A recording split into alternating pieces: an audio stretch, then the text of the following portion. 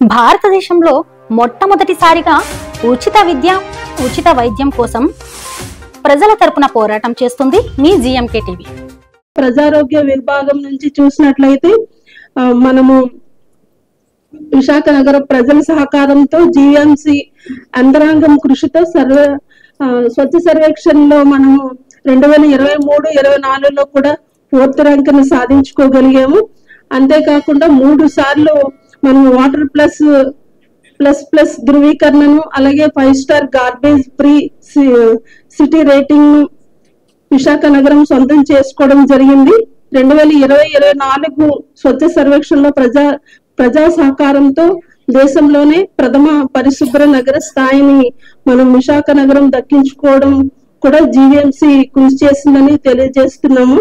అలాగే స్వచ్ఛతా హీ సేవ కార్యక్రమంలో భాగంగా ప్రజల్లో జీవీఎంసీ పరిశుభ్రతపై అవగాహన కల్పిస్తూ 9.36 లక్షల మెట్రిక్ టన్నుల లెగసీ వ్యర్థాలను రిమీడియేట్ చేసి 33 ఎకరాలు భూమిని పునరుద్ధరించి అలాగే 2000 మొక్కలను నగర పర్యావరణ దృష్ట్యా నాటడం కూడా జరిగింది.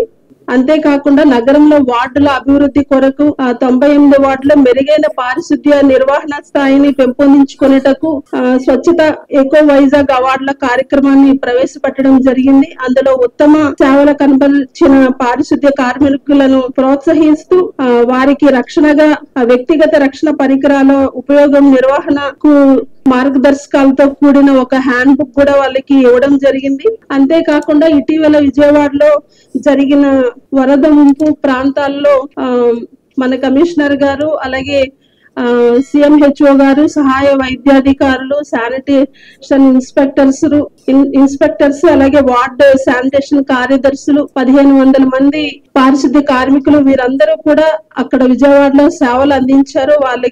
వాళ్ళ సేవలను గుర్తిస్తూ కూడా ప్రభుత్వము వాళ్ళకి 2 జతల బట్టలు కూడా ఇవ్వడం జరిగింది. వీటితో పాటుగా ప్రజా ఆరోగ్యంకి సంబంధించి మలేరియా, డెంగ్యూ, చికెన్ గునియా తదితర సీజనల్ వ్యాధులను అరికట్టడానికి మనం ఎప్పుడు కూడా దోమలు వృద్ధి చెందకుండా ప్రతి ఫ్రైడే డ్రై గా ప్రజలకు అవగాహన కార్యక్రమాలు ప్రతి జోన్ లో కూడా ఏర్పాటు చేయడం జరిగింది. అంతేకాకుండా మనకు ఎక్కడైతే నీటి నిల్వలు ఉంటాయో అక్కడ గంబోషా ఫిషెస్ వేసి దోమలు వృద్ధి చెందకుండా అలాంటి కార్యక్రమాలు కూడా మనము చేయడం జరిగింది. 2024 జనవరి 1 నుంచి ఇప్పుడు డిసెంబర్ 19 వరకు కూడా 143 మలేరియా అలాగే 642 డెంగ్యూ, 5 చికెన్ గునియా కేసులు నమోదయ్యాయి. అవి ఇంకా స్ప్రెడ్ కాకుండా ఏ ప్రాంతంలో ఎక్కువ ఈ డెంగ్యూ, చికెన్ గునియా వచ్చే ఆ ప్రాంతాలని మనం పరిగణలోకి తీసుకొని మనం ఈ ఫాగింగ్ స్ప్రేయింగ్ కూడా చేయడం జరిగింది.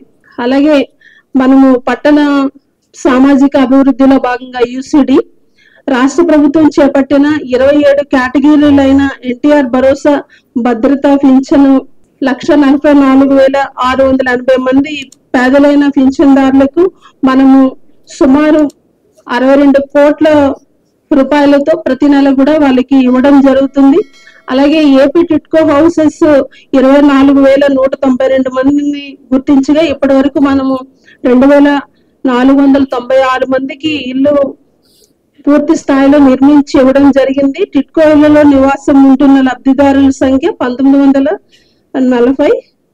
ఏదైతే మిగిలిన 1,33,000 మందికి సుమారు లబ్ధిదారులకు 1 సెంట్ ఇండ్ల పట్టాలను కూడా మనము అందజేయడం జరిగింది. స్వయం సహాయక సంఘాలు మొత్తం 33,240 మంది ఉన్నారు. వాళ్ళకి 3,69,629 ఎస్హెచ్జి మహిళా సభ్యులు ఉండగా అందులో 1,142 స్లమ్ సమైక్యులు, 17 మంది పట్టణ సమైక్యులు వీళ్ళందరూ కూడా ఉన్నారు. వాళ్ళకి 730 కోట్ల బ్యాంక్ లింకేజ్ తో పాటు రుణం కూడా ప్రభుత్వం అందజేస్తుంది.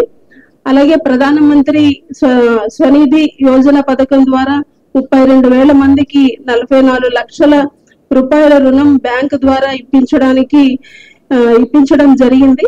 అలాగే పిఎం విశ్వకర్మ యోజన పథకం ద్వారా ఏదైతే 18 రకాల కుల వృత్తులు, చేతి వృత్తులు, సంప్రదాయ వృత్తులు ఉన్నారో వాళ్ళందరికీ కూడా వాళ్ళు దరఖాస్తు చేసుకున్నారు 14,000 మంది.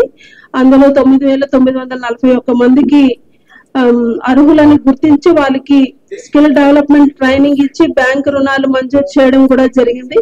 అంతేకాకుండా ఎస్హెచ్జి సభ్యులను ఆర్థికంగా బలోపేతం చేసేందుకు జీవీఎంసీ మరియు మెప్మా ఆధ్వర్యంలో కేంద్ర రాష్ట్ర ప్రభుత్వాల సహాయంతో విశాఖ నగరంలో డిసెంబర్ 25 నుంచి 29 వరకు ఉత్సవాలు జరిగాయి. అందులో ఎస్హెచ్జి మేళా 2024 నిర్వహించగా ప్రజల విశేష స్పందనతో సుమారు 75,000 మంది సందర్శించగా 80 లక్షల రూపాయల వ్యాపారం జరగగా మహిళల ఆర్థిక పరిపుష్టికి ఈ మేళ ఎంతో దోహదపడుతుందని తెలియజేయడం జరుగుతుంది. అలాగే విశాఖ నగరంలో 8 పట్టణ నిరాశ్రయుల ఆశ్రయాలు అలాగే జీవీఎంసీ నిర్వహిస్తూ ఉండగా అందులో 322 నిరాశ్రయుల ఆశ్రమం పొందుతున్నారు.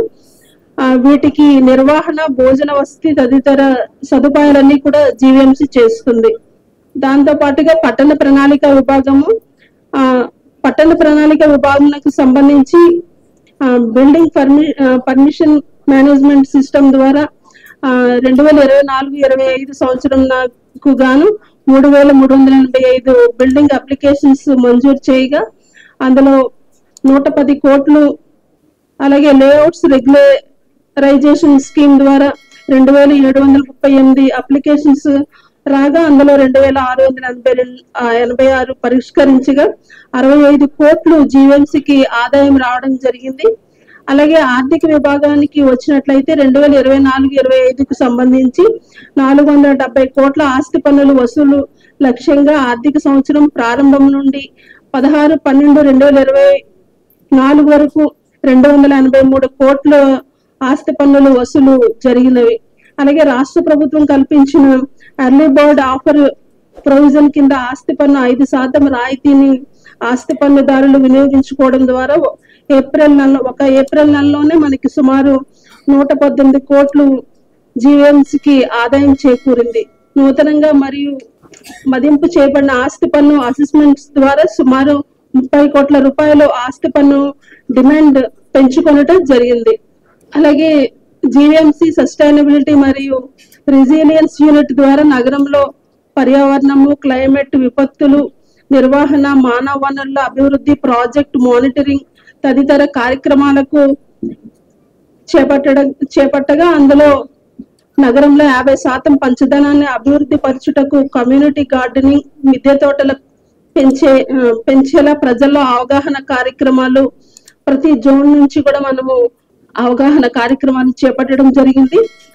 అందులో ప్రజా సమస్యల పరిష్కార వేదిక కార్యక్రమంలో 15/6/24 నుండి 13/12/2024 వరకు జీవీఎంసీకి ప్రజల నుండి వచ్చిన ఫిర్యాదులు 5,025 ఫిర్యాదులు అయితే అందులో 4,482 పరిష్కరించాము. మిగిలినవి కూడా వివిధ దశల్లో ఉన్నాయి.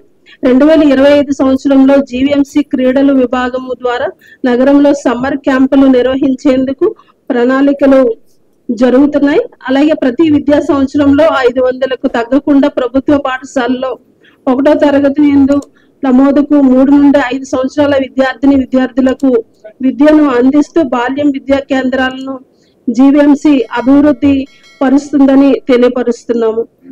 అలాగే 2024లో జీవీఎంసీకి లభించిన అవార్డులు విశాఖలో మెరుగైన పారిశుద్ధ్య నిర్వహణకు జీవీఎంసీ చేపట్టిన చర్యలను రాష్ట్ర ప్రభుత్వము గుర్తించి అక్టోబర్ 2న రాష్ట్ర ముఖ్యమంత్రి గారి చేతుల మీదుగా స్వచ్ఛ భాగీరథి పురస్కారాన్ని, అలాగే పిఎం స్వనిధి పథకంలో భాగంగా వీధి వ్యాపారులకు రుణాలు అందించడంలో జీవీఎంసీకి పిఎం స్వనిధి ప్రథమ స్థానము పురస్కారాన్ని అక్టోబర్ 23న రాష్ట్ర మున్సిపల్ మంత్రి చేతుల మీదుగా GVMC commissioner doctor Sampath Kumar అందుకోవడం జరిగింది. అలాగే నగర పర్యావరణ పరిరక్షణ, అలాగే పరిశుభ్రత, ప్రజల్లో అవగాహన కార్యక్రమాలు చేపట్టినందుకు గాను మనకి మొన్ననే ఒక అవార్డు రావడం జరిగింది. అందులో బెస్ట్ పబ్లిక్ అవేర్నెస్ ప్రోగ్రామ్ కేటగిరీలో ప్రథమ స్థానము 2024 సంవత్సరంకు సంబంధించి public relation society of India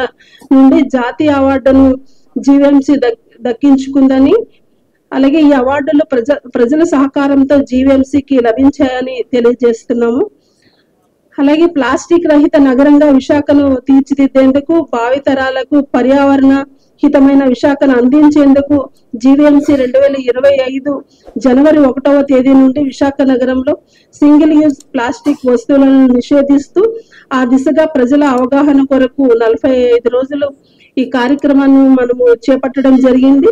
జనవరి 1 నుంచి మనము ఈ సింగిల్ యూజ్ ప్లాస్టిక్ ఉత్పత్తులు సరఫరా విక్రయం వినియోగించిన వారిపై చట్టమైన చర్యలు జీవీఎంసీ చేపడుతుందని తెలియజేస్తున్నాము. మేము చేసిన వీడియోస్ మీకు నచ్చినట్లయితే మీ అభిప్రాయాన్ని కామెంట్ రూపంలో తెలియచేయండి. అలాగే జీఎంకే టీవీని లైక్ చేయండి, షేర్ చేయండి, సబ్స్క్రైబ్ చేసుకోండి.